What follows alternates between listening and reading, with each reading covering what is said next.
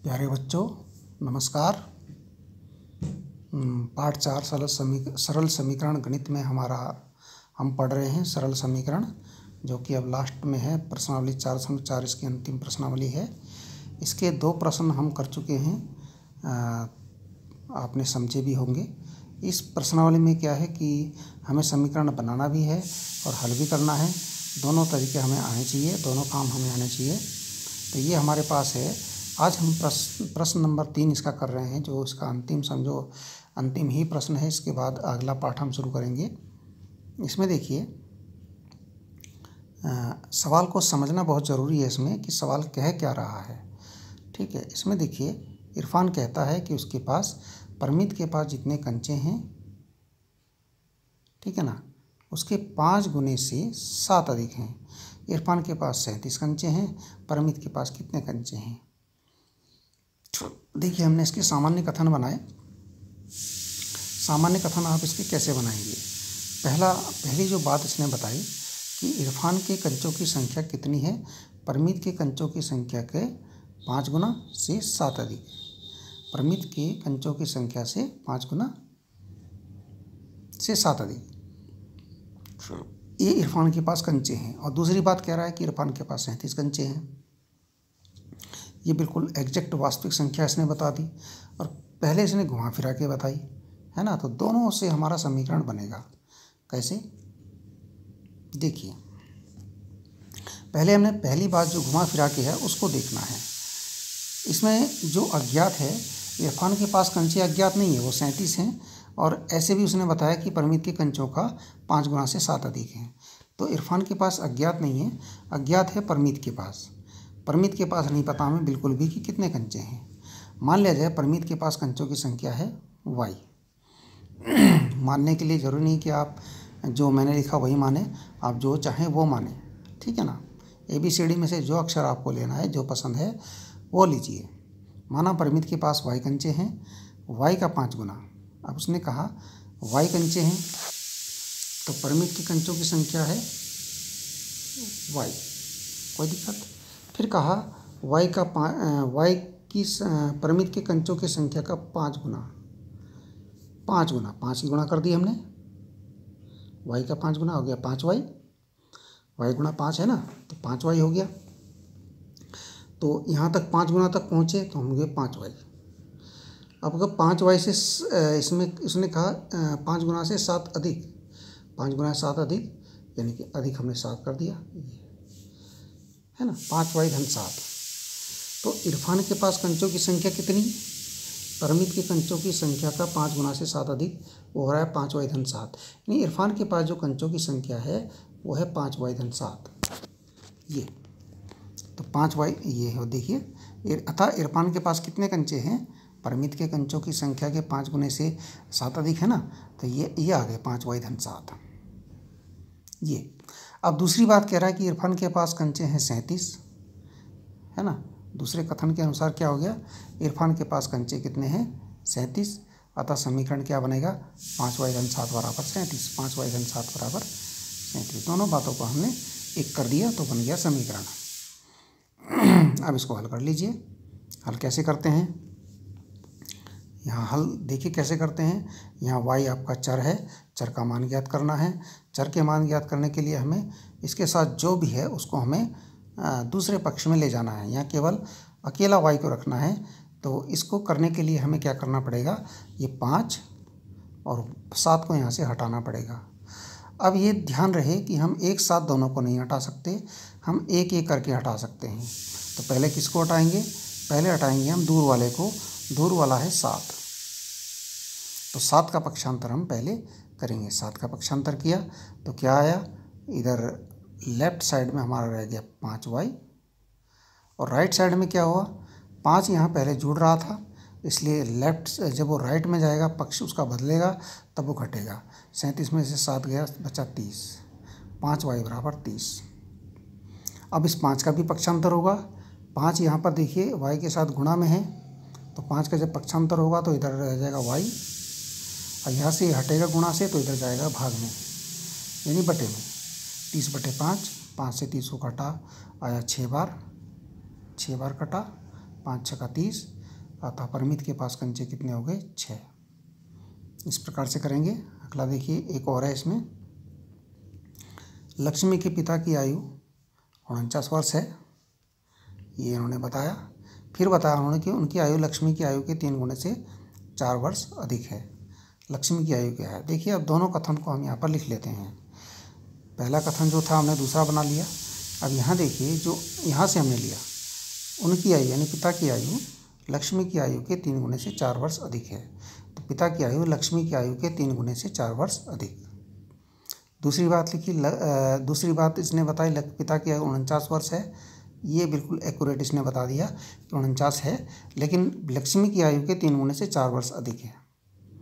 मान लिया जाए लक्ष्मी की आयु L वर्ष है। L वर्ष हमने मानी क्योंकि लक्ष्मी की आयु बिल्कुल अज्ञात है इसमें। पिता की आयु तो दे रखी है, लक्ष्मी की आयु बिल्कुल अज्ञात है। तो अब उसने कहा लक्ष्मी की आयु है आपकी, यहाँ तक की बात कर रहे हैं, लक्ष्मी की आयु हमने L ले ली। L के 3 गुने, L का 3 गुना, L का 3 गुना हो गया L गुणा 3, 3L, ये 3L हो गया। जो पिता की आयु है ना, लक्ष्मी की आयु के 3 गुने से 4 वर्ष अधिक, 4 अधिक यानी कि 4 जोड़ लीजिए। तो पिता की आयु जो है लक्ष्मी की आयु के 3 गुने से 4 वर्ष अधिक, मतलब 3L + 4, 3L + 4, ये पिता की आयु है। लेकिन वो फिर ये कह रहा है कि पिता की आयु 49 वर्ष है। इसका मतलब 3L + 4 बराबर 49। पिता की आयु 49 वर्ष है। इसका मतलब जो पिता की आयु पहले उसने बताई ये वाली, और पिता की आयु जो दोबारा बताई ये वाली, दोनों बराबर हैं। अतः समीकरण बन गया 3L + 4 बराबर 49। इसमें लेफ्ट हैंड साइड 3L + 4 है, राइट हैंड साइड 49 है। अब इसमें आपको क्या करना है, चर इसमें L है, L की वैल्यू निकालनी है, L का मान निकालना है। तो L के मान निकालने के लिए हमें इसमें जो L के साथ है 3 और 4 है, इनका पक्षांतर करना पड़ेगा, इन्हें यहाँ से हटाना पड़ेगा। तो पहले किसको हटाएं? तो पहले दूर वाले को हटाएंगे, 4 को हटाएंगे, यानी 4 का पक्षांतर किया। 4 का पक्षांतर हम कैसे करेंगे? 4 का जब पक्षांतर करेंगे तो लेफ्ट साइड में रह जाएगा केवल 3L, और राइट साइड में क्या हो जाएगा, ये हमारा 49 है पहले से, उसमें से 4 माइनस हो जाएगा, क्योंकि जो काम वो उस पक्ष में कर रहा था पहले पक्ष में, उसका उल्टा दूसरे पक्ष में करता है। तो जुड़ रहा था तो इधर घटेगा। अब 3L बराबर हो गया 49 में 4 गए 45, फिर 3 का भी पक्षांतर होगा। 3 यहाँ देखिए, यहाँ गुणा में है, क्योंकि बीच में चिन्ह होता है, वो कैसा होता है, बीच का में चिन्ह एक छुपा हुआ चिन्ह होता है, अदृश्य चिन्ह, वो गुणा का होता है। यह गुणा में है, तो अब ये जब दूसरे पक्ष में जाएगा तो ये तो यहाँ तो रह जाएगा L, दूसरे पक्ष में हो जाएगा 3, तो गुणा का उल्टा भाग यानी बटे में चला गया। तो L बराबर आ गया 3 से 45 को भाग किया हमने, 3 से 45 को भाग कर लीजिए। भाग करना आपको आता है, 3 × 3, 4 में से 3 गया 1, 5 उतारा आ गया 15, 3 × 5 = 15, 15 वर्ष। ये लक्ष्मी की आयु आ गई 15 वर्ष।